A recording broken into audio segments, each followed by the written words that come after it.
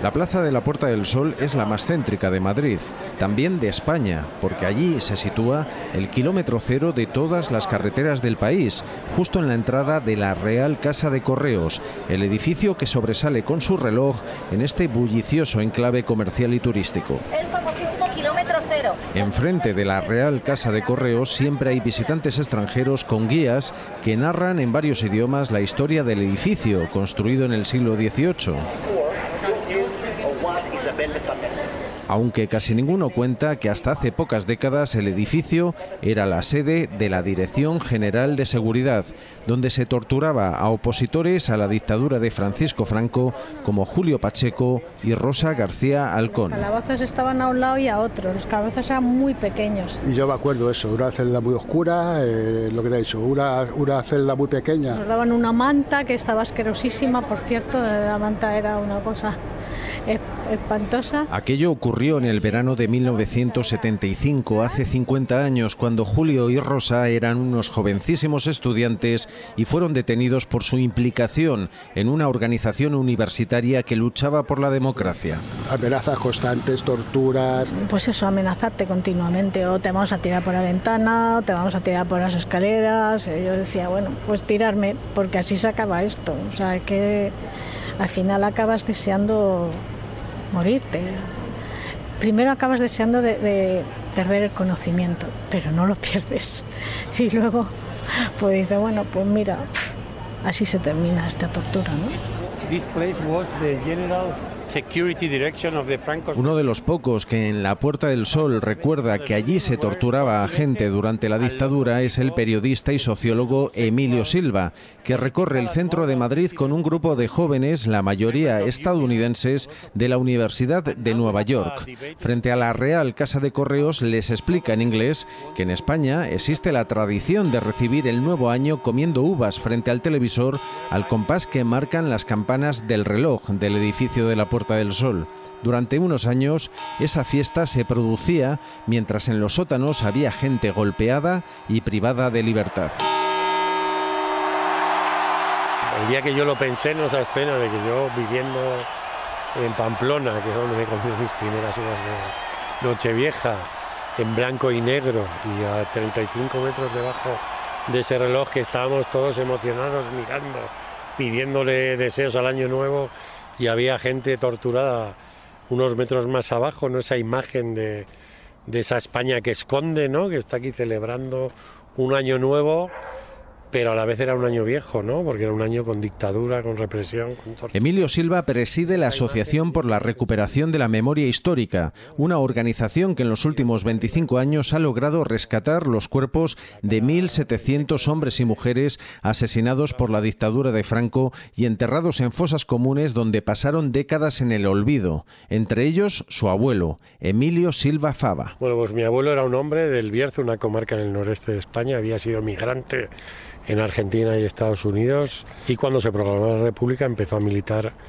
en un partido que se llamaba Izquierda Republicana. Hoy pensaríamos que era un partido moderado. Era un hombre bastante culto, que alguna vez se enfrentó en un periódico local a un aristócrata de allí que escribía artículos burlándose de las personas que pedían la igualdad, y cuando fue el golpe de Estado su pueblo cayó muy rápido en manos de los golpistas, le empezaron a sacar dinero y un día lo detuvieron en el ayuntamiento y a la mañana siguiente ya no estaba allí, ¿no? Lo asesinaron con otras 13 personas a 33 kilómetros y estuvo 64 años desaparecido en una fosa común, hasta que yo en el año 2000 di con ese lugar y conseguí que se exhumara la fosa, que él fuera identificado genéticamente y que se enterraran sus restos con los de mi abuela, que había muerto 3 años antes de la exhumación. Now in Spain we have near 30% of young people. Las rutas guiadas que ofrece Emilio Silva a estudiantes descubren rincones de Madrid en los que sobrevive simbología de la dictadura y señalan también lugares en los que el ejército de Franco, con el apoyo de la aviación alemana de Adolf Hitler, bombardeaba a la población civil durante la guerra que le llevó a convertirse en caudillo de España. Era muy interesante porque para mí, antes de llegar a España, Ni sabía quién era Franco, nunca escuché su nombre, pero yo creo que eso es de mi ignorancia. Junto a los estadounidenses hay una joven española, Ainara, que estudia periodismo en una universidad pública madrileña en la que echa en falta este tipo de ejercicios de memoria democrática. Yo creo que hay mucho silencio, mucho olvido, no se quiere hablar de la realidad. Y yo, por ejemplo, en toda mi formación académica he tenido, pues, obviamente, la formación de lo que fue la dictadura, pero desde muy por encima y siendo algo más un contexto histórico, pues, sin explicarte bien en profundidad lo que sucedió. Ainara cree que ese silencio y olvido sobre la historia reciente de España contribuye al auge de los postulados ultraderechistas en jóvenes de su generación. Yo creo que todos los ideales de la ultraderecha están calando un montón en nuestras edades y yo cada vez noto más auge.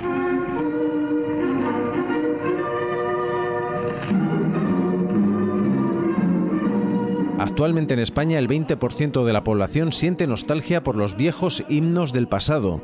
También los jóvenes, 1 de cada 5 de los nacidos en democracia, una generación que no vivió la dictadura, valora positivamente los casi 40 años del régimen de Francisco Franco. Franco ha sido una figura fundamental en la historia de España porque dirigió la dictadura más larga, más sanguinaria y más terrible en todos los aspectos que nos podamos imaginar en España. Ainhoa Campos es doctora en Historia, especializada en la Guerra Civil Española y en el franquismo. Franco formaba parte de un grupo de generales que dieron un golpe de Estado en julio de 1936 para acabar con el régimen de la República, un régimen democrático que se había instaurado en 1931. Y tuvo, digamos, la habilidad y la suerte de conseguir colocarse como el único que podía acceder al poder absoluto de ese grupo de generales. Franco ganó la guerra con la ayuda de las tropas italianas de Mussolini y de la aviación nazi responsable de matanzas de población civil y desarmada como la que el pintor Pablo Picasso retrató en su obra Guernica. No fue suficiente para Franco, que después de la guerra siguió ejecutando durante años a decenas de miles de españoles. La represión después de la guerra, la que protagonizó la dictadura de Franco, fue absolutamente implacable con el enemigo.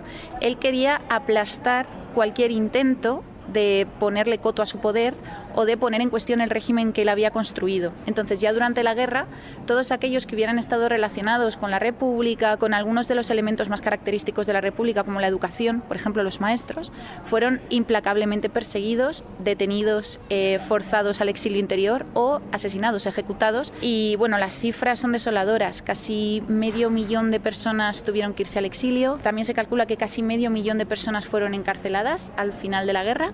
Y se calcula que entre 140 y 150.000 personas fueron ejecutadas en esta represión que tuvo lugar en la posguerra. Un Estado totalitario armonizará en España el funcionamiento de todas las capacidades y energías del país. La España franquista no participó en la Segunda Guerra Mundial y quedó aislada internacionalmente tras la derrota de la Alemania de Hitler y la Italia de Mussolini, que le ayudaron a acabar con la democracia en España. Aunque años después, en el contexto de la Guerra Fría, el dictador español se convirtió en un aliado estratégico de Estados Unidos frente a la Unión Soviética. Con el apoyo de la gran potencia, Franco pudo prolongar su régimen hasta el mismo día de su muerte, el 20 de noviembre de 1975.